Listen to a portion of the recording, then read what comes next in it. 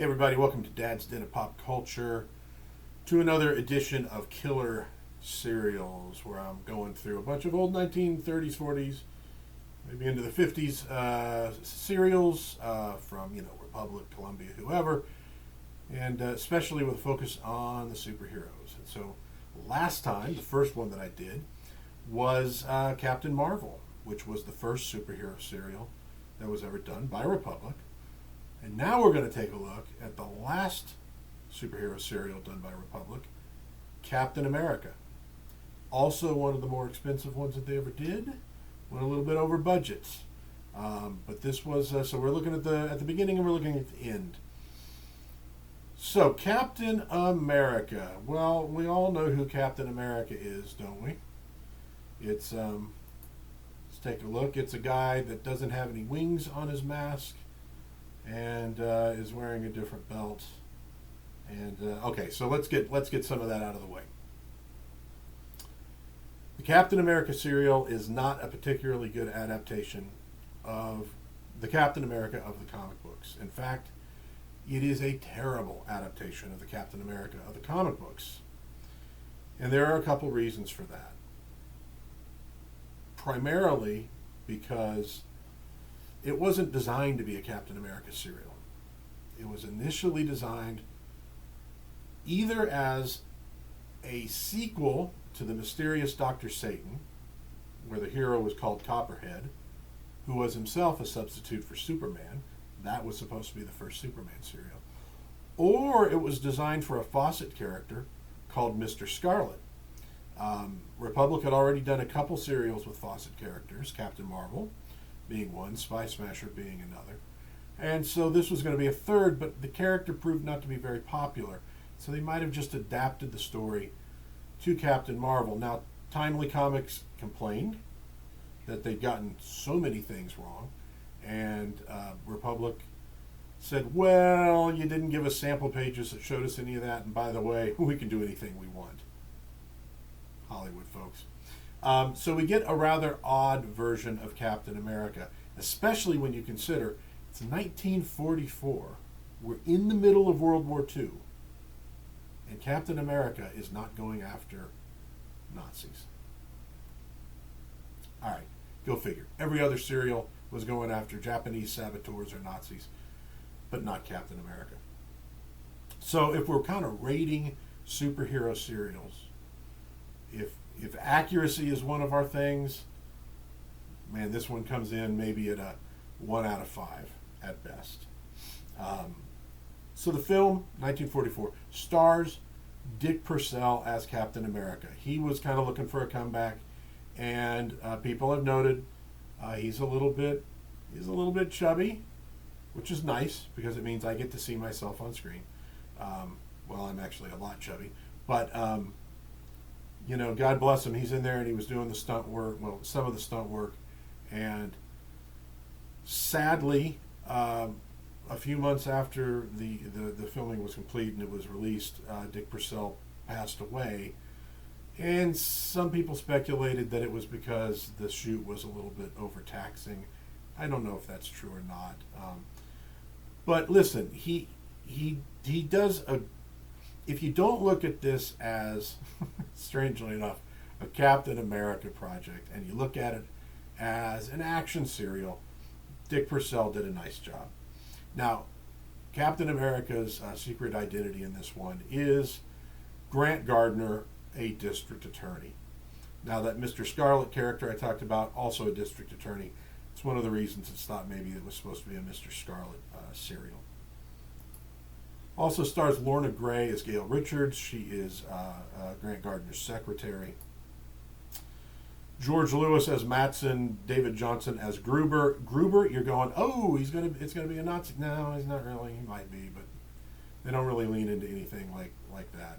But there's your bad guys for the picture. Directed by John English and Elmer Clifton. The special effects are done by the Lydecker brothers, so they're quite good. So it starts out with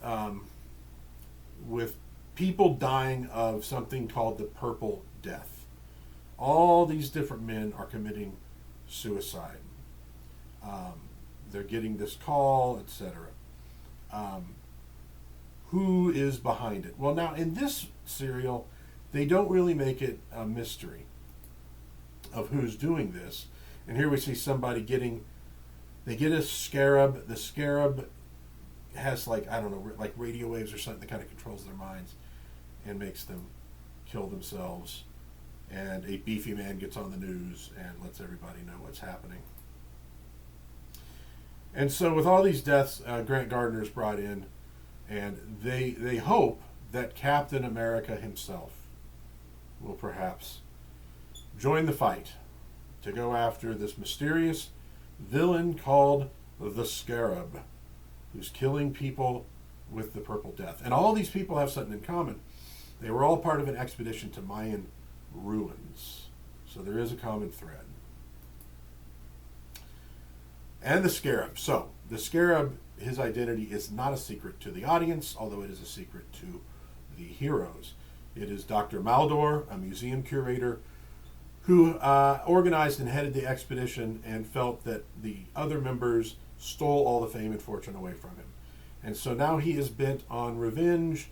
He is bent on capturing super weapons that some of these men have invented, and he's going to use these super weapons just to randomly destroy things because he's PO'd. See, that's the weird thing. You could so lean into this as it being, he's a Nazi and they want these super weapons to attack America on its own soil, and you get none of that. It's a really odd choice. So Captain America, lo and behold, does show up and he starts going after these guys. Okay, so again, if we're looking at rating these serials, superhero accuracy, terrible in this film. They changed the character up quite a bit. The costume is relatively good. It's not bad. It basically looks like Captain America, but again, we don't have a shield. We don't have the wings. It's not Steve Rogers. There's no Bucky, etc., etc., etc. He's not in the army. He's not kicking Hitler in the face. But if we look at some of the other aspects of these films, and they are action films after all, if you look at that, it's a pretty fun serial to watch. In fact, I think it's one of my favorite serials.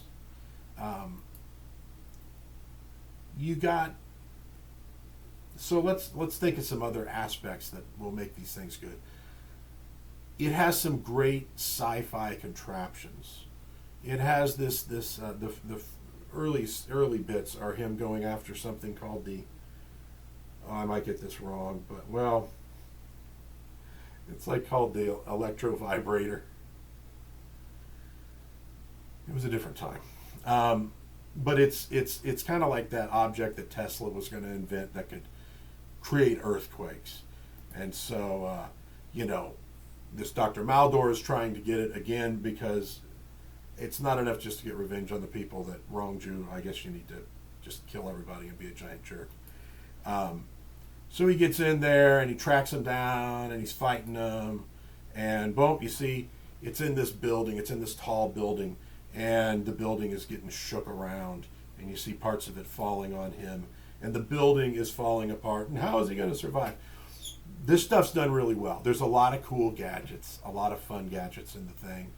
There's a device that actually brings the dead back to life. It's pretty cool. So high marks on the sci-fi elements, on the little gimmicks and the gadgets. They did a good job there. That's just a look at one of the chapter cards. I don't remember why I put it in there. And here we have like a laser that they're using, which causes a huge fire. And so there's another aspect of these shows. It's the stunts. The stunts are really nice. So we got good special effects from the Lydecker brothers. And we got some really cool stunts with Cap having to leap through these flames and get through. He's a little hefty, but he moves. Here we get Cap on his motorcycle, which is really cool. Here we get Cap jumping off of a cliff onto a moving vehicle. We get some giant explosions. So it's a solid serial as far as all of that goes. We also get some really good fight scenes. Captain America has some excellent fight scenes. I'd put it a notch below Spy Smasher, but better than most. In fact, I just recently watched the first Dick Tracy serial, and the fights are horrible. Just the fakest punches you ever saw. You get the Republic punch sound, which is one of the best in movies ever. You can kind of feel it in your jaw when these guys are getting hit. People are jumping over tables. They're throwing chairs at each other. I mean, they go all out in the fights. So high marks. High marks on the fights. High marks on the gadgetry. High marks on the special effects. High marks on the stunts. It's kind of like the only problem with this is that they could have made it a little more, true to the comic book character. I'll admit the Shield probably would have been a problem. You're certainly not going to have him doing any kind of crazy stunts with the Shield. But it could have been there. He ends up getting a little shield on his belt buckle. Here's Cap, getting into another fight with one of these guys. We do get, Superman's Perry White shows up later. No, he's not playing Perry White. He's another scientist who is, he might actually be an archaeologist. But it's just a fun little cameo. You also get, Gail Richards plays a really cool, sidekick, so to speak, in the thing. There's this scene that I really enjoyed. You forget how wonderfully violent children's entertainment could be in the 1940s. She is, it's outside Grant Gardner's apartment. And the bad guys kind of roll up, and she ends up holding a gun on one of them, right? And you know what you get a lot of in serials? Somebody's got the gun, and they're always standing about a foot away from the bad guy, because the whole concept of a gun shooting in long distance doesn't really work its way into these. And of course, whether it's the bad guy holding the gun, a good guy, the other one at some point does knocks the gun out of their hand, and they get into a big fist fight. She's holding the gun on this guy. He makes a move, and she shoots him. She just straight up shoots the guy. It's like, yes, finally, somebody figured out how guns work in one of these old serials. So she's great. Yeah, she does a fine job in this one. And eventually, through 15 chapters, Captain America confronts Dr. Maldor. And look, Lionel Atwill, I love the dude. Great in B horror movies. He's great in this too. I think that's maybe one of the reasons that it wasn't a mystery villain, was because you can't disguise Atwill's voice, and if you're going to have Atwill doing it, you might as well have him on screen the whole time. But they get into, and boy, they have a knockdown drag out. Gonna assume a stunt guy came in for Atwill, but they have a great knockdown drag out fight to end the serial. Hopefully that's not a spoiler, but yeah, Captain America survives and actually wins at the end of the serial. But I would say, despite the fact that you sadly did not get the Captain America that we all would have wanted and kind of would have expected from a serial from 1944, it's a great ride. It's a great ride. It's lots of great stunts, and you get lots of dummies dressed up as people getting thrown off of buildings and stuff like that with the crazy scream, which is always fun. But lots of great action, lots of great stunts. The special effects are good. The costume's pretty good overall, and the fight scenes are awesome.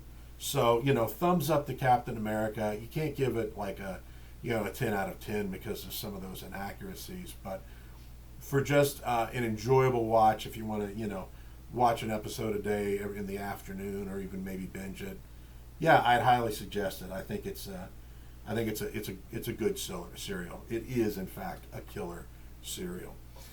So that'll do it for today. If you enjoyed the video, please give it a like. Please subscribe if you like the stuff I'm doing here. Please share with your friends. I would really appreciate all of that. Really helps me out with the algorithms, which have lately been a little bit rough on old Dad. But any help I can get getting the word out Because you know what I really want to do here is just share a lot of fun, cool things that I found over the years and that I'm finding today. Share them with people and help people find, good entertainment out there, good pop culture, maybe things that they've never found before, or if it's stuff that you have found before. I'd love to get some chatting going on, some discussions going on, build a little community around people that, we all got jobs, we all got tough day-to-day stuff, and sometimes you just want to have a little fun. You want to kick back, and that's what this channel's all about. So until next time, I hope you have a awesome time. I hope you are kind to one another out there. And hey, join me again for another Dad's Den of Pop Culture.